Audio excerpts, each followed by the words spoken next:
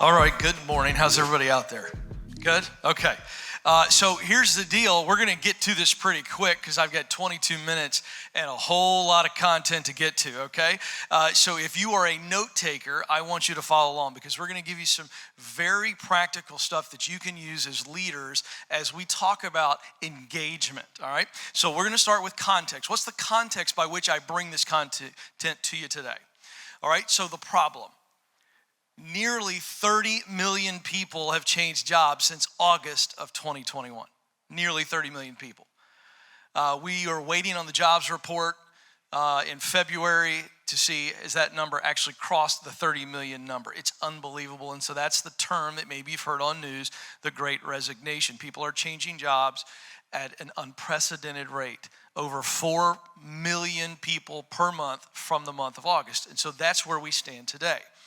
We also know from scads of data, as you look at HR surveys, that turnover costs not just time and efficiency, but it costs you a tremendous amount of money to replace these people. So engagement as it relates to retaining people has always been the primary leadership issue. No matter what business you're in, whether be ministry or traditional business, you're in the people business. It's just that simple. You are in the people business. And so here's what I've been doing. For the last several weeks, I've been doing a deep dive into the largest survey that Gallup has ever done on employee engagement. We're talking hundreds of thousands of employees, 80 plus countries, 200 plus industries. And so I've been nerding out, diving into this to see what are the findings. So that's one piece of context related to this problem. The other piece is, as host of the Ken Coleman Show, I'm part of the Ramsey Solutions Network, co-host of now The Ramsey Show. But on the Ken Coleman Show, I'm dealing with people every day who are calling me that are not happy. They're confused. They're looking for an opportunity. I help people discover purpose in their work and then experience purpose in their work. And so we are now 5,000 plus callers over the last 4 years. So those are the two pieces of context by which I'm going to teach you today what I have learned and what I have observed. And I want you to get this because this is going to simplify what is a very complex feeling around the people problem, the engagement issue. So we ready to go? Now listen, I'm just going to tell you right now. I'm going to give everything I got, and I'm a Baptist preacher's kid, and I know what the NRB is. And so when I ask for feedback, you got to give me feedback or I will shame you until you give it. So you might as well engage. I know it's early in the morning. Is it Tuesday? It's Tuesday. It's Tuesday morning, for heaven's sakes. You guys ready to learn? All right, now they're awake. All right, so here we go. Let's start with what are the primary human needs at work? Is it possible that the God of the universe created us to work? He absolutely created us to work. This audience knows that. So we cannot separate the personal and the professional. They are interwoven, right? If your personal life is a dumpster fire, you're bringing that to work. Amen? And if your work life is a dumpster fire, you're taking that home. So we need to start with what are the human needs that really are what I believe 3 primary human needs that must be met at work. And you as leaders better get this, write it down. Here's the first one. People need purpose from their work. They need to see their why at work. Why do I exist? They want purpose from their work. The second thing is they want recognition of their unique contribution. They need this. It is a human need. It doesn't make them needy in a negative way. It makes them a human. You need it too. Everybody in here, even as a leader, you need an attaboy or an attagirl. You just do. So do they. They need recognition of their unique contribution. And third, they need a relationship with their leader. They crave this, whether they act like it or not, or whether they tell you or not. They need a relationship with their leader. Moving forward, let me just give you this big statement so that you get this. People leave leaders, not companies. People leave leaders, not companies. Now, some of you are going, wait a second, Ken. I've had people leave me recently, and I didn't do anything wrong. I probably agree with you. But it is not necessarily what you did wrong. It may be what you didn't do Maybe you didn't meet these needs and they left you. This is real. People don't leave companies. They leave leaders, whether you did something wrong or you didn't do something. They are looking, they are wandering. So I'm going to move through these quickly. Again, my time is short, so we're going to move quickly, okay? But we're going to put it up on the screen. I want you to follow along. I believe there are 6 rules for you leaders. 6 rules of engagement. Let's think of rules of engagement as the military. They tell the unit on the mission, this is the deal. These are the rules of engagement. And I believe these 6 rules will simplify your leadership as it relates to creating higher engagement. First rule, and the most important rule, the purpose rule. The purpose rule. Look at it on the screen. This is the rule. Your people should be using what they do best to do work they love to produce results that matter to them. Get this. This is purpose. To use what you do best, that's talent. To do work that you love, that's passion. To produce results that matter to you, that's mission. That's your why at work. That goes for you too, leaders. And if you aren't spending 75% of your day doing that, you're not in your leadership sweet spot. They aren't in their sweet spot. We all understand that analogy. Talent, passion, and mission are the ingredients. What they do best, talent. What they love, passion. Results that matter to them, mission. If you help them see this and get in a spot on your team, the seat on the proverbial bus, I've got good news for you. There's a great chance they're not going to get off the bus. But if you don't get them on the right seat of the bus, I got a guarantee for you, it won't be long before they get off the bus. We have a great engagement tool. We can talk to you about this later. It is the Get Clear assessment that we created, and it helps you, the leader, and the employee by taking the assessment, and they can get really clear. Wait a second, am I in my sweet spot here? And then what do we do about it? But this is foremost. None of the other rules work if you as leaders don't start to figure this out.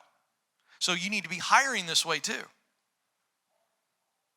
The purpose rule. People should be using what they do best to do work they love to produce results that matter to them. Next is the expectation rule. The expectation rule says this: your people will know what to do, how to do it, and how their results will be measured. It's pretty simple stuff, but you would be blown away how many leaders don't take this very serious. I don't mean a job description that you post online. I mean what we call at Ramsey Solutions a key results area, right? So these are the areas where we need key results. And so everybody in the organization, 1,000 plus team members at Ramsey Solutions, including me as a Ramsey personality, has a KRA.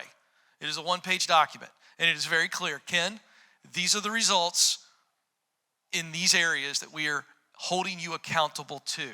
Your people will know. This is a rule. Your people will know what to do. How to do it, you got to train them, folks.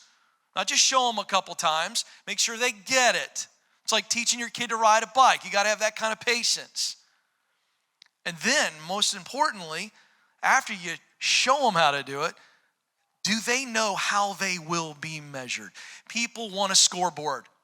I don't care that it's 2022 and for decades now, every kid has gotten a trophy just for showing up. The fact of the matter is, even though the culture has tried to beat our competition out of us, we still are competitive by nature. Can I get an amen? People want to know if they're winning or losing. Stop coddling them. Give them a freaking scoreboard. They'll respond. Are you allowed to say freaking at this conference? I just did. Okay. It's like Christian cuss word. Third rule, the relationship rule. The relationship rule. Your people must feel cared for by their leader and connected to their team. Do not gloss over this. Please don't think that I just put this up there to kind of wave at relationship. This is so vitally important, and this is where I believe many leaders fail. You got a lot going on in your life. You're trying to focus on the most important relationships in your life, and you are overlooking the relationships with your team. Your people must feel cared for by their leader and connected to their team. How do you do that? Can I simplify it for you today? If I could simplify it, would you be excited? That's a terrible answer. If I could simplify this complex issue, would you be excited? You would. Here we go. 2 questions. Write them down. The first question is a relationship question. If you ask these 2 questions consistently, you will begin to develop a relationship. The first one is, how are you doing? And it is not this, eyeballs on me. This isn't in the hallway. Hey, how you doing? That's a poor, lazy greeting. I mean eyeball to eyeball, kneecap to kneecap. How are you doing? You got to go a couple levels deeper. How's your mom doing? I know she's taking some treatments right now for cancer. How's she doing? I know your boy's been struggling. How's he doing? How are you doing? This is a relationship question. Now watch this. They may not open up at first. Some nuts are easier to crack than others, but you continually ask, how are you doing? Specifically to some of the stuff that's going on in their life. And here's what happens. They see that you care about them. And when they know that you care about them, they begin to trust you. Trust is developed through the relational connection here. Now watch this. It leads to the second question that you must ask. First question, how are you doing? Second question, how can I help you win in your role? How can I help you win in your role? You need to write that down. I don't see people writing. This is big. Type it down. How can I help you win in your role? Now watch this. If you were to ask that question, which is a good question as a leader, absent of the first question, I got to tell you something. You may not get a really clear, transparent, authentic answer. But when they know that you care about them, watch what happens. The natural fear of a human being is not to admit weakness to our leaders. Certainly to our peers as well, but certainly our leaders, right? So when they know that you care about them, there's a greater chance that they're going to go, hey, I need to go back to the initial training. I took it. I kind of got it. I don't have it, and I'm struggling with it. They say that to you when they know that you care about them as a person. So the 2 questions you ask to build this relationship, how are you doing? That is personal. How can I help you win in your role? This is big time. People will fight for you, stay in the trenches with you if you develop this. Let's keep moving. The recognition rule. Your people must be recognized privately and publicly for their attitude, effort, and contribution. Please lock in on those 3 things that you must recognize. These are 3 different things you must recognize. Publicly and privately. Privately is the one-on-one meetings that you have. When you're diving into the relationship stuff, you just pivot into, hey, I see what you're doing. You're crushing it. I see your attitude. I know it's been tough at home and you've had a good attitude. You're really growing here. Your effort, top notch. And I'm noticing you move the needle on this. Contribution, attitude, effort, contribution. You must acknowledge that privately, but then also do it publicly. One of the things we do at Ramsey Solutions that I find to be so refreshing is we have a group of leaders. We call it Ramsey Solutions, RSL, thank you, RSL. Ramsey Solutions leaders, and it's a group of, 400, 500, somewhere in that range. And so these are all leaders throughout the company. And they get together and they talk through leadership issues. We're diving deep. But before we get into the meeting, we open it up, popcorn it style, right? And just shout outs. And these are leaders shouting out other leaders, publicly recognizing other leaders. It is gold for the soul. Your people must be recognized privately and publicly for their attitude, effort, and contribution. One other thing to just lay on you a little bit of data. There's HR data out there that has shown that most people would prefer to be recognized or rewarded publicly than get a raise. And the reason is the raise doesn't give that dopamine, right? That being recognized. Remember, we're all little girls and little boys saying, do you notice me? Do you love me? Am I enough? You got to remember this, leaders. All right, here we go. Keep moving. Those people over there like that thought so much they clapped. The growth rule is next. Your people must be challenged to learn new skills and step into new roles. They must be challenged to learn new skills and step into new roles. Folks, I'm going to fly through this one faster and get to the next one. But I want to say this. Don't see this as I'm just going to promote you. This rule is not about promotion. although a promotion will be attached to it. This rule is about people must progress. They must progress. They've got to progress. I mean, we are creatures of progress. If I'm not growing, I am dying. This is what people think, and by the way, they're right. I can't tell you how much feedback I get from people when I ask the engagement question. They say, I'm just bored. I'm not being taught new skills. I'm not being challenged to apply the skills. Don't miss this. You as a leader must be always thinking, what new skills can we be teaching them and training them and developing? At Ramsey Solutions, we're incredible at this. We're not a perfect company. But I tell you what we're really world-class at is developing people within and moving them up the ladder. People want this. You better figure it out. By the way, if you don't give them a ladder to grow professionally and they see that it's going to grow them personally, they'll leave you. They'll leave you. And that's why everybody's leaving. They feel like, hey, I'm advancing my life. You want to retain people? Tie in their job to their life and their growth in their job, growth in their life, and they're going to be less likely to leave. Okay, final rule. I've got 5 minutes and counting. The crusade rule. Your people must see how their work is part of a cause greater than themselves. You got to get this. If I were going to carve just 2 rules out, it would be the first rule, the purpose rule, and then this last rule, the crusade rule. I'm not going to carve any out, but if I were going to just say there's only 2, it would be this. And this is really tying in that first rule. When they see their personal purpose at work, they see that God created them with talent, God created them with passion, a heart, and God created them with a sense of mission to contribute to the world. When they see that personally, and then you can tie it into the organization, that this organization isn't just creating a product or a service, but we are promoting transformation. At Ramsey Solutions, it is about hope, whether it be on the Ken Coleman Show in the area of work, or the Ramsey Show in the area of money, or the John Deloney Show in the area of relationships. We are providing hope. It's bigger than us. So if you're programming code at Ramsey Solutions, you aren't just programming for Ken Coleman's website. My content cannot connect if you don't program it properly. You got to tie it in to a greater cause. Here's what happens. Watch the transformation.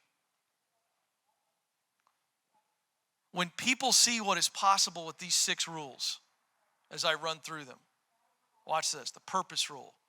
I see that I'm doing what I was created to do in this work. The expectation rule. I know what I'm supposed to do, how to do it, and how it's being measured. The relationship rule. My leader cares about me, and I love my team. The recognition rule. I'm doing good. They're affirming me. The growth rule. I got a ladder. I got an opportunity to grow. The crusade rule. This is way bigger than me. Here's what happens in the human mind. We begin to inspire wonder in people. And by the way, we're all born with this childlike wonder. And so it creates this curiosity where we begin to walk around going, what could be? What could be in this role? What could be in a future at this organization? That's curiosity. That leads to what should be. Because curiosity creates conviction. What should be. Now watch this. And people start hanging around in the what should be category with you as the leader, and they see themselves what should be. That conviction now creates crusaders. That's why it's the crusade rule. Crusaders, they say this must be. And they're not going to leave you for another job offer that just is similar, a little bit better. If they are believers in the crusade, you got a great chance.